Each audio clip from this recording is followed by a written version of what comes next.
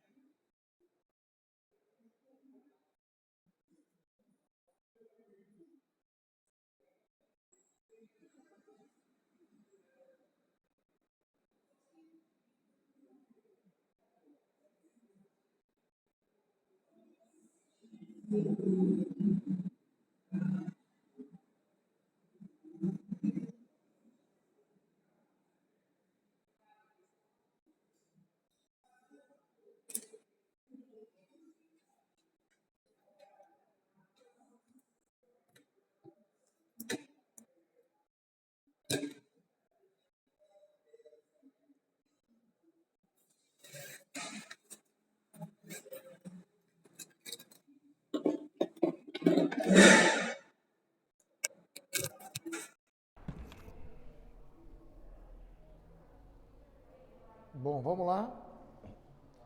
Eu agora vou explicar essa parte para vocês. Eu quero que vocês prestem bem atenção, tá bom? Porque combustíveis fósseis são os combustíveis fósseis. Apesar de não ser a principal fonte de energia do Brasil, mas ela tem a sua importância, ok? Ela é a fonte de energia mais usada no mundo, tá bom? Como o Brasil tem essa disponibilidade hídrica e tudo que eu falei de tamanho, de relevo, de bacias, beleza, dá a nós essa condição.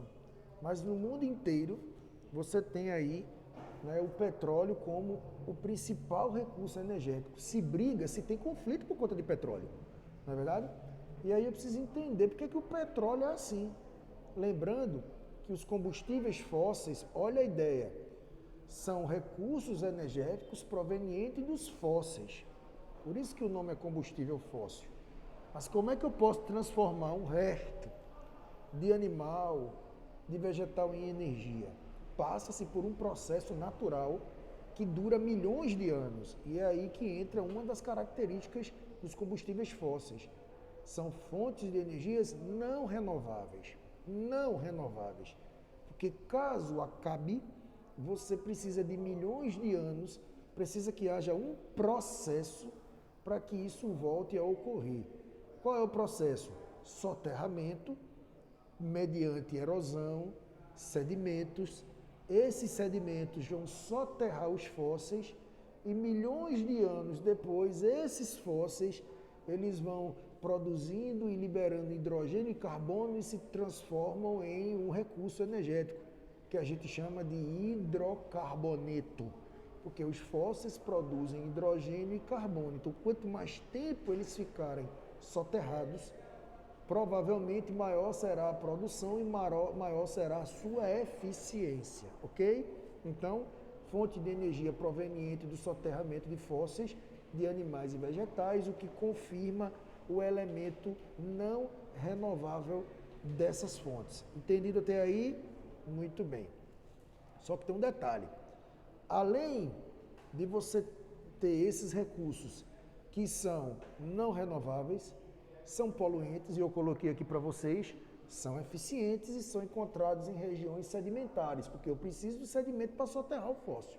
Por isso que essas fontes de energia que se classificam em petróleo e em carvão, quando você tem petróleo, você chama de bacia sedimentar petrolífera.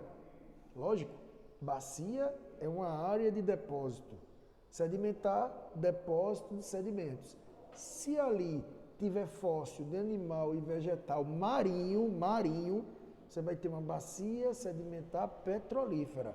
Porque, como regra, o petróleo ele é proveniente de fósseis marinhos, ok? Quando você tem fósseis de animais terrestres, aí você não vai formar petróleo, você vai formar carvão mineral. E aqui é bacia sedimentar petrolífera, aqui vai ser carbonífera. Bacia sedimentar petrolífera de petróleo, carbonífera de carvão mineral. Entendido? Com relação ao petróleo, uma informação importante. Você pode encontrar poços de petróleo, como regra, no mar, porque é proveniente de animal e vegetal marinho, mas você também pode encontrar no continente. Na Amazônia já foi extraído, no Rio Grande do Norte já foi extraído. Eu estou dando alguns exemplos. Aí você me diz, professor, mas se é de animal e vegetal marinho, como é que pode você ter poços de petróleo na Amazônia?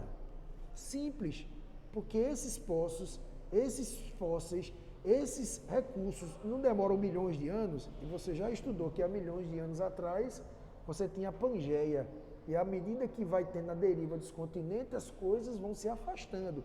Mas há recursos que justificam isso. Então, o que é que significa dizer que Mossoró, no Rio Grande do Norte, que na Amazônia já foi mal um dia, porque não era tudo junto? Então, você tem esse processo, tá bom? Agora, lógico que essas bacias petrolíferas continentais, elas são exceção hoje em dia de extração, porque o tempo vai passando e você vai, né, promovendo outros tipos de sedimentação, tá bom? Quando você tem no continente, você chama de onshore, quando você encontra no mar, offshore. Bacia sedimentar petrolífera offshore, então já sei que é a tradicional, retirada do mar. Recentemente, né, foi descoberto aí uma nova área de petróleo, que é o pré-sal, ali na bacia de Campos, próximo à bacia de Santos, ali Rio de Janeiro, Espírito Santo, por ali naquela área, né? E lembre-se que o Brasil produz petróleo, extrai e vende petróleo, né? E o Brasil, apesar de tudo isso, não é autossuficiente. Com a descoberta do pré-sal, a tendência é que no futuro, com a extração total e produzindo e refinando tudo bonitinho, você torne o Brasil autossuficiente, ou seja, não precise de petróleo de fora, tá bom? Para poder, né, desenvolver aí sua autonomia energética. Uma outra informação é que o petróleo, ele não é usado in natura, como eu coloquei aqui, ó. Não é usado in natura. Você não pode pegar o petróleo e usar.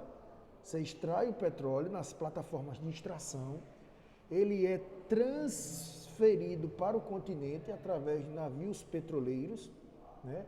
Através de oleodutos por onde passa isso, para o continente fazer o quê? Refinar. E aí entra as refinarias, como a gente tem aqui, a refinaria de Abreu e Lima, ali, né, nas bandas de Suape, ele vai refinar o petróleo, ou seja, vai colocar esse recurso em altíssimas temperaturas, e eles vão se transformar em seus derivados, como querosene, óleo diesel, gasolina, o piche, né, os materiais de plástico, que dá para fazer uma série de coisas provenientes do petróleo. Por isso que é um recurso tão valioso e tão disputado, tá bom? Então você tem aí essa importância, tá beleza? Entendido? Petróleo é isso. Claro que eu também vou colocar mapa mental em vídeos de aprofundamento sobre o pré-sal, sobre essa discussão. Teve até uma discussão política com relação a isso, né? Como o petróleo é um recurso brasileiro, a camada pré-sal foi encontrada no litoral sudeste. Lembra quando a gente estudou no começo do ano sobre os limites do território brasileiro, e o mar tinha um limite, lembra? 200 milhas náuticas, e depois aumentou para 4,6 milhões de quilômetros quadrados, conhecido como Amazônia Azul. Essa área é do Brasil, e como o Brasil é um país federativo, né? República Federativa Brasileira, o que é isso, federativa? Você tem vários estados federados, Pernambuco, Paraíba, e não há uma hierarquia, todos têm a mesma hierarquia.